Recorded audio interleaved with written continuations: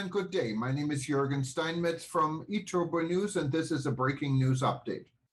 For more news updates and shows, please go to youtube.com/travel news group. youtube.com/travel news group. Here's our update. What we know about COVID-19 Omicron, the President explains. A transcript of President Cyril Ramaphosa addressing the South African nation on the progress in the effort to contain the COVID-19 pandemic was issued today. The President of the Republic of South Africa Cyril Ramaphosa is the head of state and head of government of the Republic of South Africa. The President directs the executive branch of the government and is the Commander-in-Chief of the South African National Defence Force. Today he updated the South African people and the world on the emerging situation on the Omicron variant of COVID-19. President Cyril Ramaphosa statement. My fellow South Africans, earlier this week, our scientists identified a new variant of the coronavirus that causes the COVID-19 disease. The World Health Organization has named it Omicron and has declared it a variant of concern. The Omicron variant was first described in Botswana and subsequently in South Africa, and scientists have also identified cases in countries such as Hong Kong, Australia, Belgium, Italy, the United Kingdom, Germany, Austria, Denmark, and Israel. The early identification of this variant is a result of the excellent work done by our scientists in South Africa and is a direct result of the investment that our science and innovation and health departments have made in our genomic surveillance capabilities. We are one of the countries in the world that set up a surveillance network throughout the country to help us monitor the behavior of COVID-19. The early detection of this variant and the work that has already gone into understanding its properties and possible effects means that we are better equipped to respond to the variant. We pay tribute to all our scientists who are world-renowned and widely respected and have demonstrated that they have a deep knowledge of epidemiology. There are a number of things that we already know about the variant as a result of the work our scientists have been doing on genome surveillance. Firstly, we now know that Omicron has far more mutations than any previous variant. Secondly, we know that Omicron is readily detected by the current COVID-19 tests. This means that people who are showing COVID-19 symptoms or have been in contact with someone who is COVID-19 positive should still get tested. Thirdly, we know that this variant is different from other circulating variants and that it is not directly related to the Delta or Beta variants.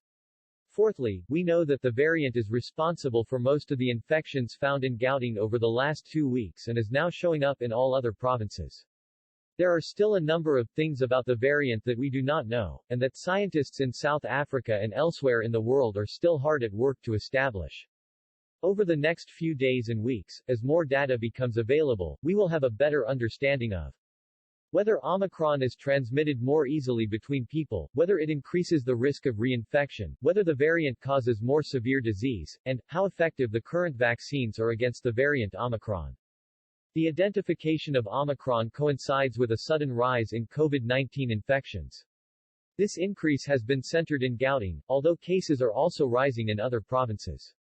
We have seen an average of 1,600 new cases in the last 7 days, compared to just 500 new daily cases in the previous week, and 275 new daily cases the week before that. The proportion of COVID-19 tests that are positive has risen from around 2% to 9% in less than a week. This is an extremely sharp rise in infections in a short space of time. If cases continue to climb, we can expect to enter the fourth wave of infections within the next few weeks, if not sooner. This should not come as a surprise. Epidemiologists and disease modelers have told us that we should expect the fourth wave in early December. Scientists have also told us to expect the emergence of new variants. There are several concerns about the Omicron variant, and we are still not sure exactly how it will behave going forward. However, we already have the tools that we need to protect ourselves against it. We know enough about the variant to know what we need to do to reduce transmission and to protect ourselves against severe disease and death. The first, the most powerful, tool we have is vaccination. Since the first COVID-19 vaccines became available late last year, we have seen how vaccines have dramatically reduced severe illness, hospitalization, and death in South Africa and across the world. Vaccines do work. Vaccines are saving lives. Since we launched our public vaccination program in May 2021, over 25 million vaccines doses have been administered in South Africa. This is a remarkable achievement. It is by far the most extensive health intervention undertaken in this country in such a short period of time. 41% of the adult population have received at least one vaccine dose, and 35.6% of adult South Africans are fully vaccinated against COVID-19. Significantly, 57% of people 60 years old and above are fully vaccinated, and 53% of people aged between 50 and 60 are fully vaccinated. While this is welcome progress, it is not enough to enable us to reduce infections, prevent illness and death, and restore our economy. Vaccination against COVID-19 is free. Tonight, I would like to call on every person who has not been vaccinated to go to their nearest vaccination station without delay. If there is someone in your family or among your friends who is not vaccinated, I call on you to encourage them to get vaccinated. Vaccination is by far the most important way to protect yourself and those around you against the Omicron variant, to reduce the impact of the fourth wave and to help restore the social freedoms we all yearn for. Vaccination is also vital to the return of our economy to full operation, to the resumption of travel, and to the recovery of vulnerable sectors like tourism and hospitality. The development of the vaccines we have against COVID-19 has been made possible thanks to the millions of ordinary people who have volunteered to participate in these trials to advance scientific knowledge for the benefit of humanity. They are the people who have proven that these vaccines are safe and effective.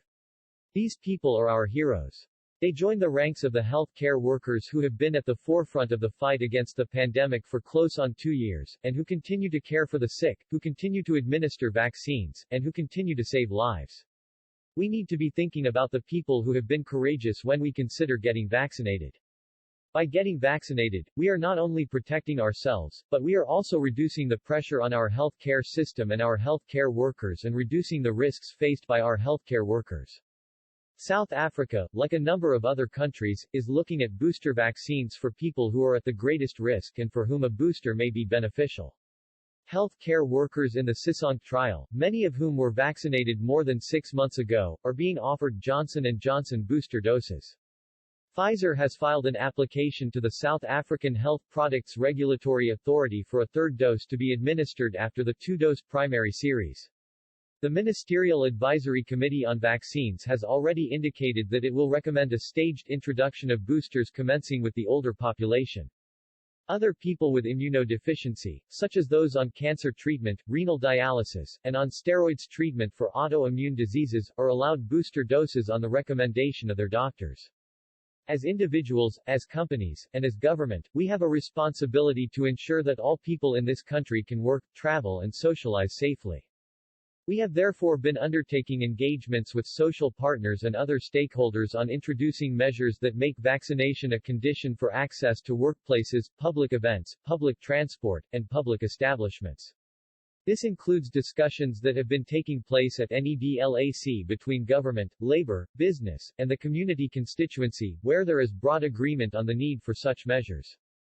The government has set up a task team that will undertake broad consultations on making vaccination mandatory for specific activities and locations.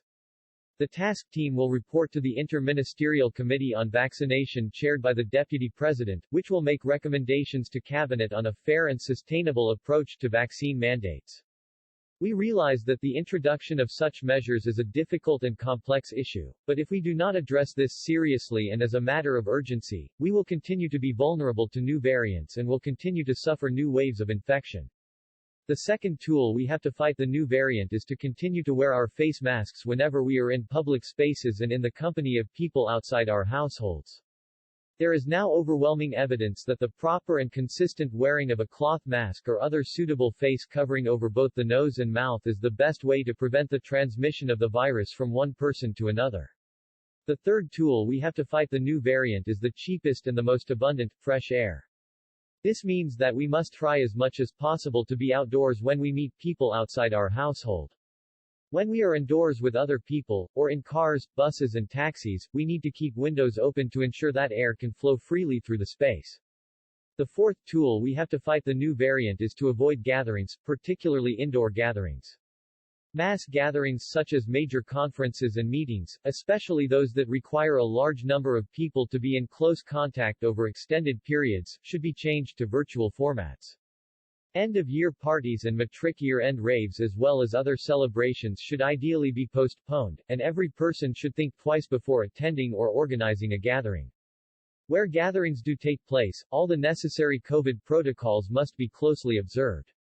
Every additional contact we have increases our risk of becoming infected or infecting someone else. Fellow South Africans. The National Coronavirus Command Council met yesterday to consider the recent rise in infections and the possible impact of the Omicron variant. This was followed by meetings earlier today of the President's Coordinating Council and Cabinet, where a decision was taken that the country should remain on Coronavirus Alert Level 1 for now and that the national state of disaster should remain in place. In taking the decision not to impose further restrictions at this stage, we considered the fact that when we encountered previous waves of infection, vaccines were not widely available, and far fewer people were vaccinated. That is no longer the case. Vaccines are available to anyone aged 12 and above, free of charge, at thousands of sites across the country. We know that they prevent severe disease and hospitalization. We also know that the coronavirus will be with us for the long term. We must therefore find ways of managing the pandemic while limiting disruptions to the economy and ensuring continuity.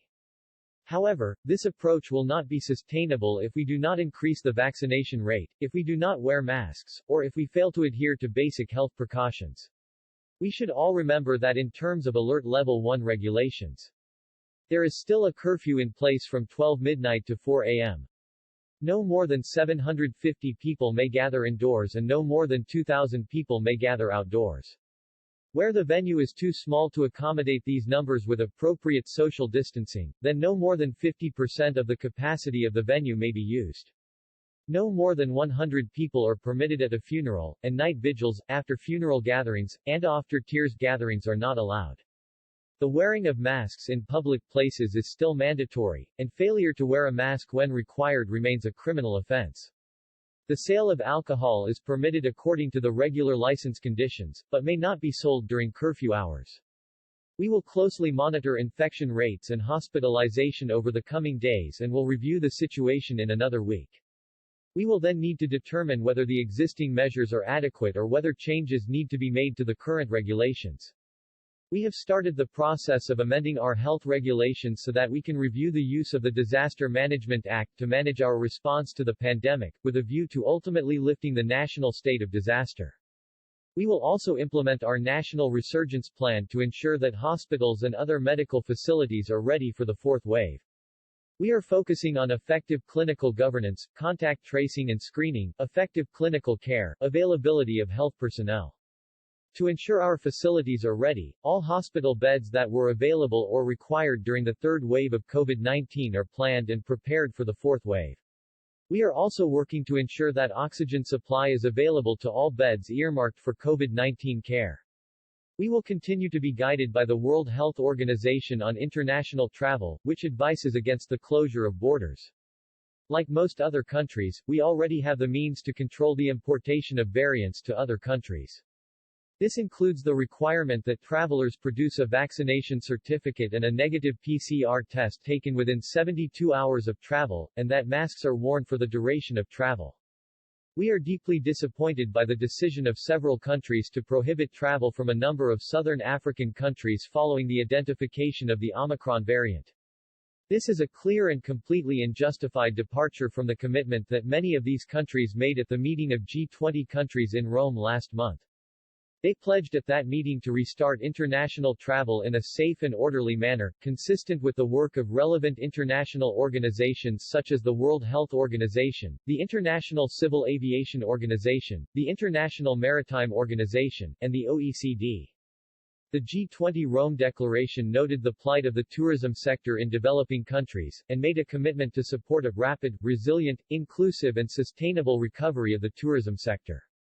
Countries that have imposed travel restrictions on our country and some of our southern African sister countries include the United Kingdom, United States, European Union members, Canada, Turkey, Sri Lanka, Oman, the United Arab Emirates, Australia, Japan, Thailand, Seychelles, Brazil, and Guatemala, among others. These restrictions are unjustified and unfairly discriminate against our country and our southern African sister countries. The prohibition of travel is not informed by science, nor will it be effective in preventing the spread of this variant. The only thing the prohibition on travel will do is to further damage the economies of the affected countries and undermine their ability to respond to, and recover from, the pandemic. We call upon all those countries that have imposed travel bans on our country and our southern African sister countries to urgently reverse their decisions and lift the ban they have imposed before any further damage is done to our economies and to the livelihoods of our people. There is no scientific justification for keeping these restrictions in place. We know that this virus, like all viruses, does mutate and form new variants. We also know that the likelihood of the emergence of more severe forms of variants is increased significantly where people are not vaccinated. That is why we have joined many countries, organizations, and people around the world who have been fighting for equal access to vaccines for everyone.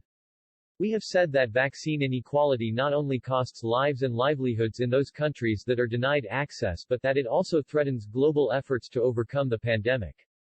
The emergence of the Omicron variant should be a wake-up call to the world that vaccine inequality cannot be allowed to continue. Until everyone is vaccinated, everyone will be at risk. Until everyone is vaccinated, we should expect that more variants will emerge. These variants may well be more transmissible, may cause more severe disease, and may be more resistant to the current vaccines. Instead of prohibiting travel, the rich countries of the world need to support the efforts of developing economies to access and manufacture enough vaccine doses for their people without delay. Fellow South Africans, the emergence of the Omicron variant and the recent rise in cases has made it clear that we will have to live with this virus for some time to come. We have the knowledge, we have the experience and we have the tools to manage this pandemic, to resume many of our daily activities, and to rebuild our economy. We have the ability to determine the path our country will take. Every one of us needs to get vaccinated. Every one of us needs to practice basic health protocols like wearing masks, washing or sanitizing our hands regularly, and avoiding crowded and closed spaces. Every one of us needs to take responsibility for our own health and the health of those around us. Every one of us has a role to play. We will not be defeated by this pandemic. We have already started learning to live with it. We will endure, we will overcome and we will thrive. God bless South Africa and protect her people. I thank you. The World Tourism Network and the African Tourism Board has been calling for equal distribution of vaccine and changes to assure safe international aviation with COVID-19. WTN.travel. WTN.travel.